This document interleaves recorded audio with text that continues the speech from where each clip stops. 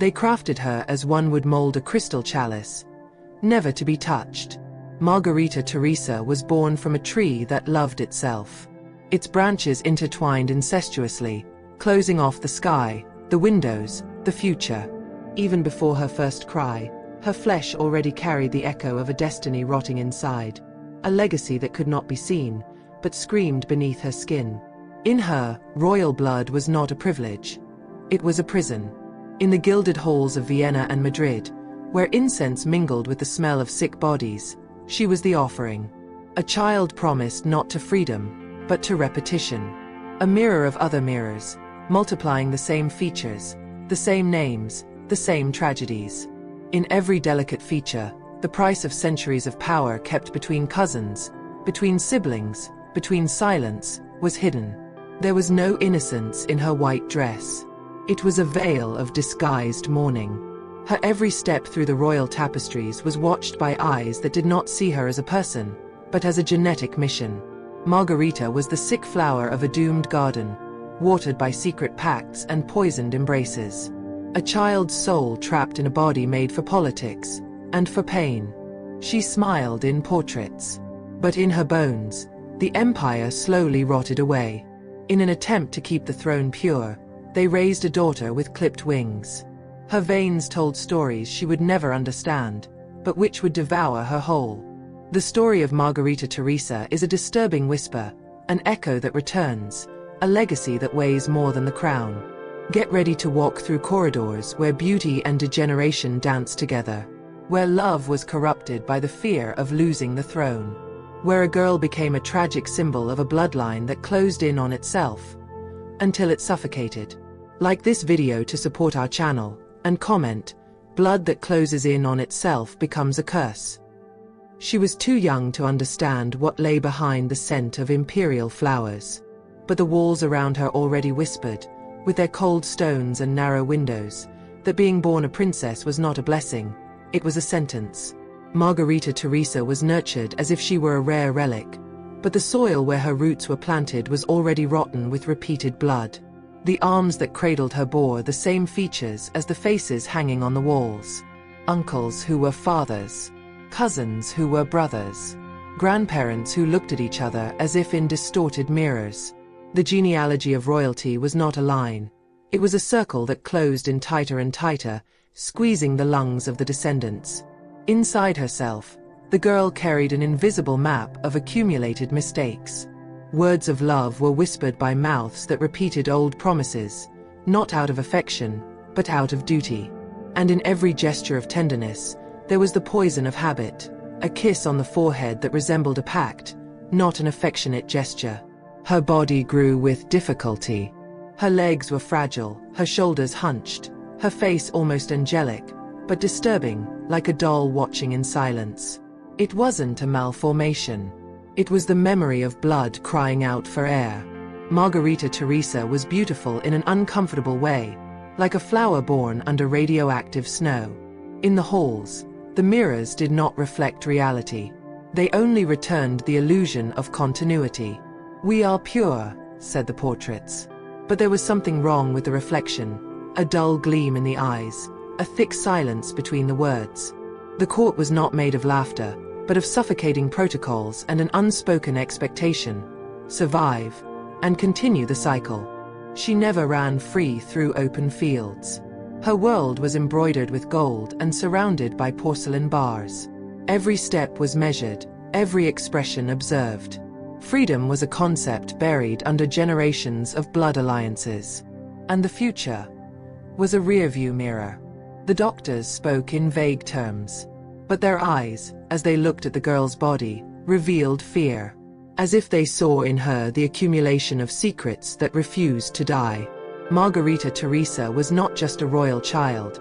She was a reliquary of mistakes, a living altar where the weight of an entire corrupt lineage was deposited. Her every gesture was watched with cruel delicacy. Her smile could not be spontaneous. Her gaze must not be sad. The girl was trained to appear intact, even when her own body was crumbling in silence. There was something in the way she walked, an invisible weight, a hesitation that did not match her age. In the portraits immortalized by Velázquez, her image seems to hover between the world of the living and that of the specters. Her pale skin, light hair, and heavy lace clothing were too much for someone so fragile. The artist saw in her something that the courtiers dared not name, an omen. A cry contained in the form of nobility. Inside the halls, smiles were masks. What was hidden behind her parents' eyes? Felipe IV, her father-uncle, was a man marked by rigidity and exhaustion. Mariana of Austria, her mother-niece, was a shadow of a shadow. There was no love between them, only duty. And Margarita was the inevitable continuation of that duty.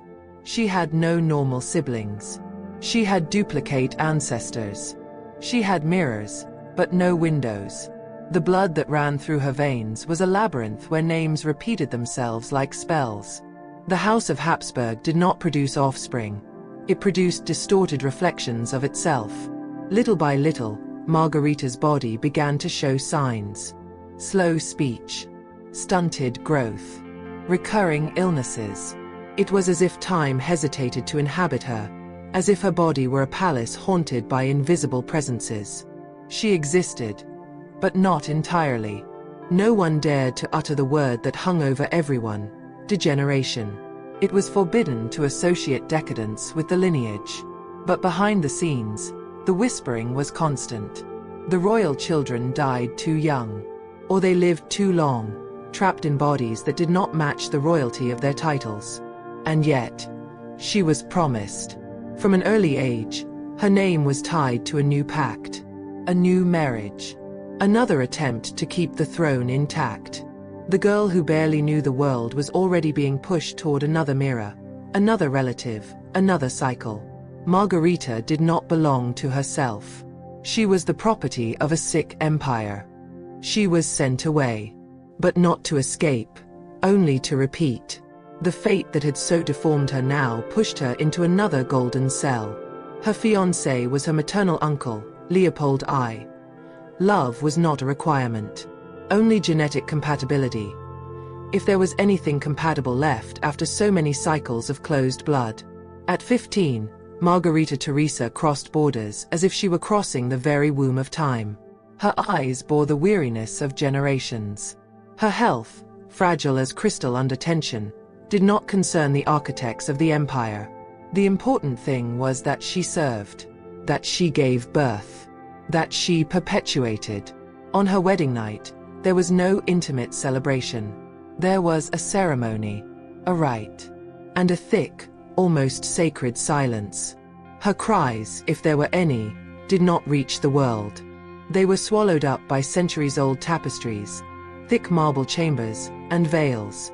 Margarita was consumed not by passion, but by a centuries-old pact. Her womb did not blossom. She gave birth to children who did not breathe, or who left too soon. Each pregnancy was an offering, and each loss a reminder. Margarita's body could no longer bear the weight of such repetition. The blood she bore was the same blood that corroded her. She withered in silence, like a rose plucked from the stem while still in bud. The pain was not spoken, but it could be seen. In her increasingly pale skin, in her increasingly distant eyes, in the letters written with trembling hands, begging to return to Spain, as if the past were a refuge, not a prison. But there was no return. The girl who was a symbol became a ruin. And in Austria, where the mountains are immense and the corridors icy, she wasted away, slowly, in solitude, fulfilling a destiny she did not choose, and did not dare to challenge. The empire, however, continued, impassive, unshakable. The structures of power remained, even as their foundations rotted from within. Margarita Teresa was a crack, visible, but denied. And like all cracks, she would be covered up, until the final collapse was inevitable. Margarita died at the age of 21. But, in a way, she never really lived. Her childhood was a waiting game. Her youth, a duty. Her death, a relief for a lineage that refused to look in the mirror of time. In the cold corridors of the palace, no one uttered the word curse. But everyone felt the chill. The final portrait has no color. It brings silence. The absence of sparkle in the eyes. The body almost motionless.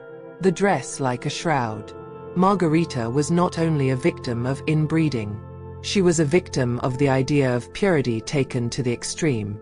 Of a power that loves itself so much that it prefers to die rather than mix with the world. In the end, her name became a symbol. But not the symbol they expected.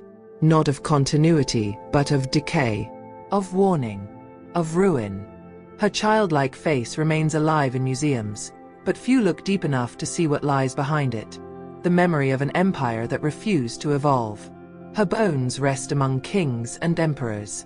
But her story whispers something else. A silent rebellion. An ancestral call for love to cease being politics.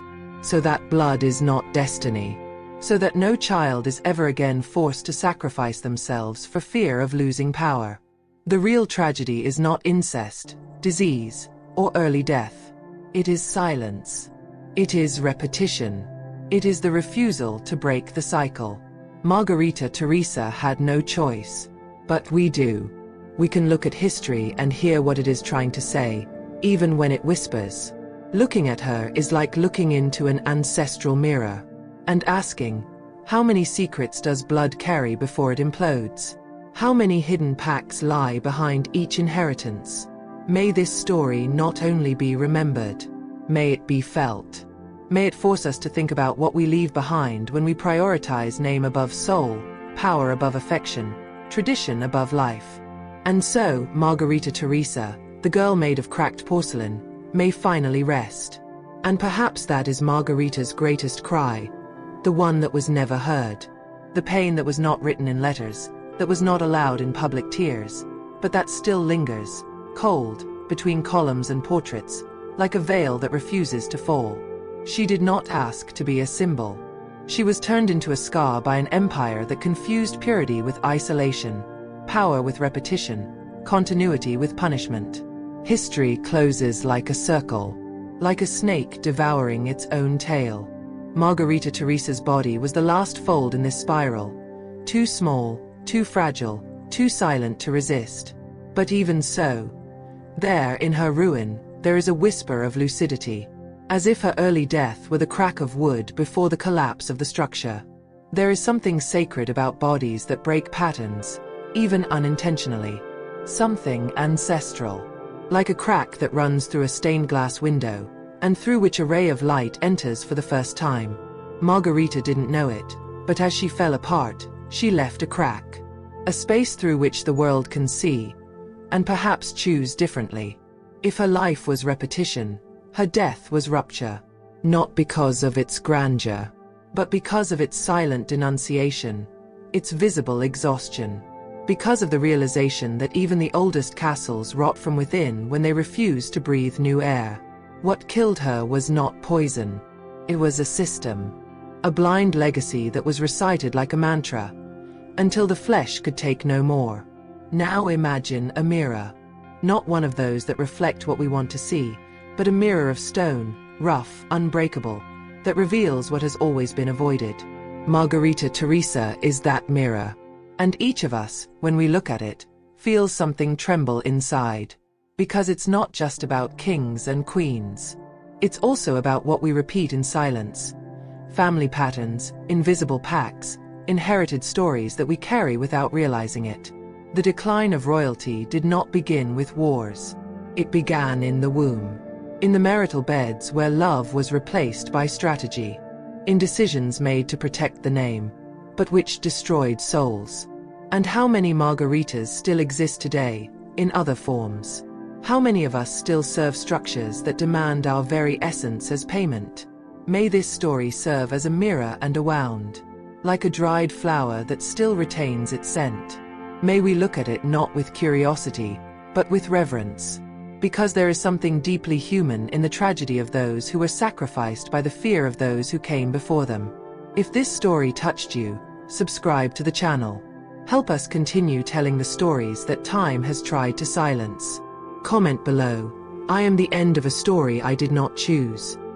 And share this video with someone who also needs to hear this ancient whisper, and perhaps find in it the courage to break free. Because sometimes, the most powerful revolution begins when someone chooses not to repeat.